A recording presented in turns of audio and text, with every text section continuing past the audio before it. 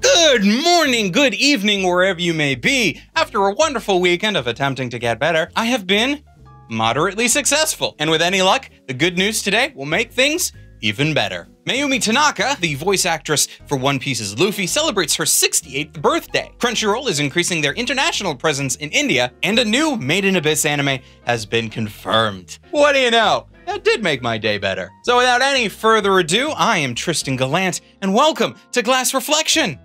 Let's jam.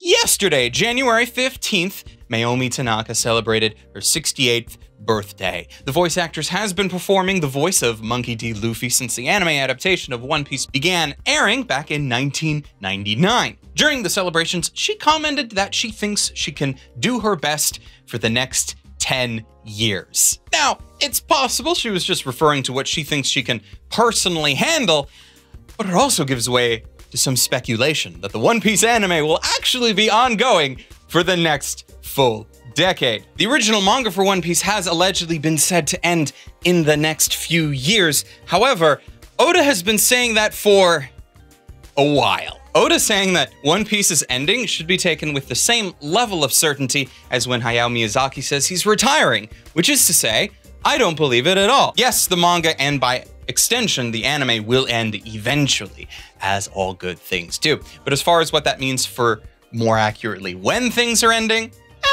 that could still be up in the air. But the fact that the voice actress is even considering the fact that it could be going for another decade says some things.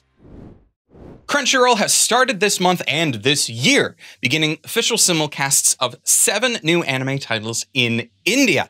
Those 7 titles being Nier, The Reincarnation of the Strongest Exorcist, Misfit of Demon Academy 2, The Angel Next Door Spoils Me Rotten, Chillin' in My 30s After Getting Fired from the Demon King's Academy, The Fire Hunter, and the 2nd season of Miss Nagatoro. Now, why is this both interesting and relevant? Well, not only is more people getting access to more anime legally, generally a good thing, Crunchyroll moving into India specifically makes a large amount of sense when you actually examine the audience that exists there. Let's go on a bit of a fact-finding mission, shall we? If you look up the web traffic of several well-known pirating streaming sites, it shows that in several cases, India is second only to the United States as far as traffic. That's more than the UK, Canada, Australia, and so forth. However, comparatively, there has been little movement by either a domestic or an international company to officially bring anime to the area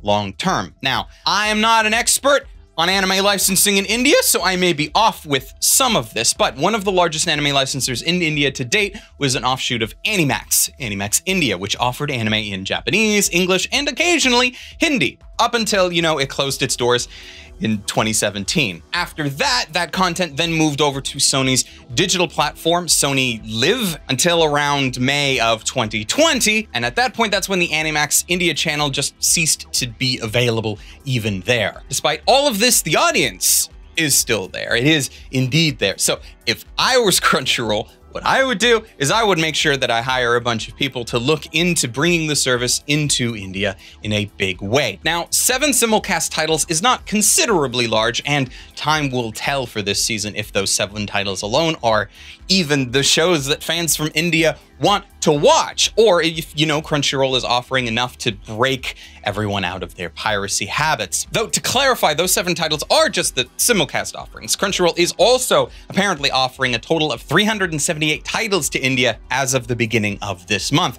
far lower than the majority of countries that they service, considering, and as we've mentioned, the potential audience that is there, but it could just be a small step.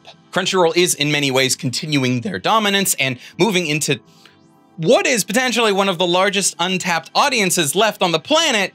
It's probably a good move for them. As time moves on, though, we will have to see what effect that actually has in India.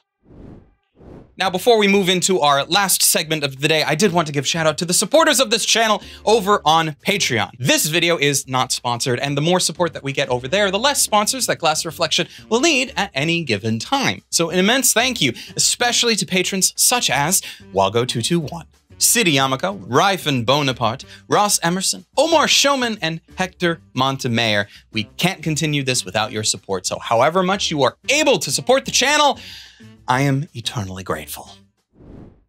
Kadokawa has announced another sequel to Made in Abyss following Season 2. The Golden City of the Scorching Sun has entered production. Season 2 having ended at the end of the summer season, if I am remembering this correctly. But it is interesting that they're making this announcement now, several months later, instead of at the end of that season, when traditionally those types of announcements are made. Now, there are a couple of things of note, a couple of things to keep in mind about this announcement as we move forward. First of all, there's very little information given. We are told that it is now in production, and that is kind of it. Why am I talking about this? Because Made in Abyss is one of my favorite anime, so of course it's something that I'm going to be here and discussing on. I'm not just gonna let this pass me by. We're gonna sit here and we're gonna talk about it. Now, because of so little information, there is a lot of questions still up in the air. They say a new anime is in production, and it is a sequel to the most recent TV series. However, it is unknown if that means it is going to be a movie or another TV series. Made in Abyss has had movies before and required movies for the plot of the series, so it is entirely possible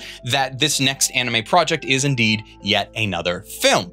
Could be, could not be. I'm leaning towards movie as a possibility purely because there's not a lot of material. Now, okay, so for a lot of anime adaptations, a lot of them, the anime cuts off at a point that makes sense for the anime, leaving a lot of original material still available. Chances are, if you're watching an anime adaptation that is based off a light novel or based off of a manga or something, when the anime ends, you can go and read far further ahead than the anime actually goes.